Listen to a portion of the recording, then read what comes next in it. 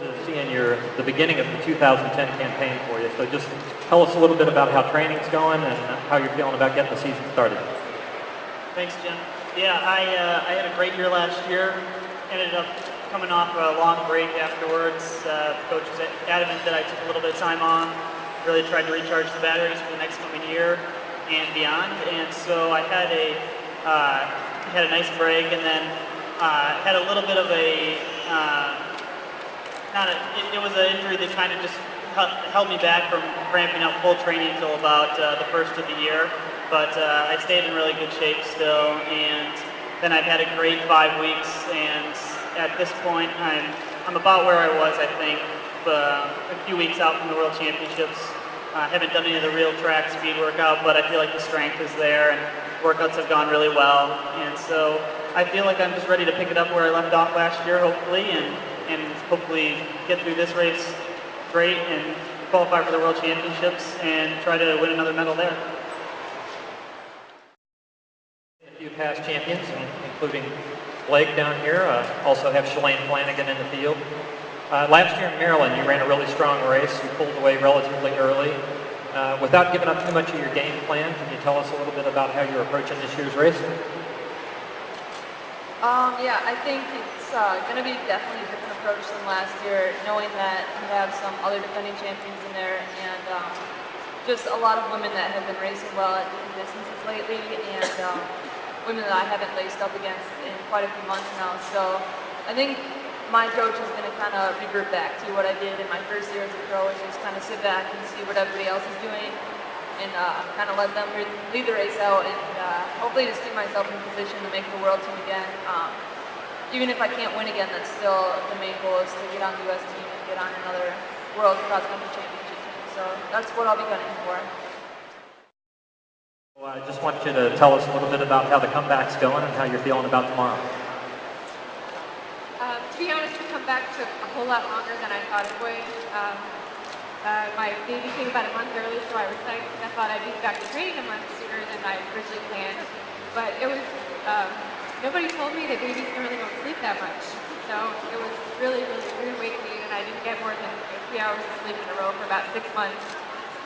But once it started sleeping, it started to click a little bit. It took me a while to ramp up to normal mileage.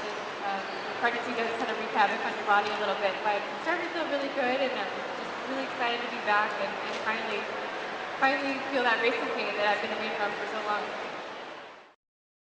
ATF National Club Cross Country Championships here a couple of years ago, so you've got some familiarity with the course. How do you think that's going to play out to an advantage for you? The state of Washington in general has treated me pretty well in my racing.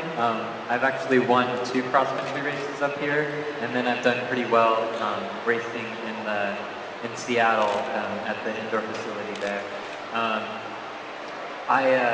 The course is pretty basic. I don't know if having the familiarity is going to help me too much, but I'm really comfortable racing on grass, and I think that came into play last year, and it'll come into play this year again. Here lately that your teammates here at the table with Emily, and Team USA Minnesota has been having a fair amount of success here lately. Antonio Vega won the half marathon championship. So just tell us a little bit about the team dynamic and what you guys are looking to do this weekend. Yeah, it's definitely been an exciting time for Team USA Minnesota, both on the men's and women's side. We had some really great finishes at the Houston Half Marathon in January. A few of us headed out from there to do some altitude training or warm weather training to beat in Phoenix. I was in Albuquerque with teammate Jason Lempool. We had a really good block of training there, and ready to go here in Spokane. You're primarily known as a steeplechaser. You've run U.S. Cross Country Championships before, but last time you said was 2004. So just want to know how you're approaching the race tomorrow, since it's your first time back for a while. Yeah, this is my first cross country race since 2006 NCAA championship. So it's been a few years, but I just approach it like any other race. I went back to Boulder for 3.5 weeks to get some altitude training in and train with some of the my ex-teammates from CU, and pretty much just going to go out and run it like I did the 10K in college, and I ran the 12K back in 2004 as well, and just approach it like any other race and just stay calm early on and just kind of see how the race unfolds and go from there.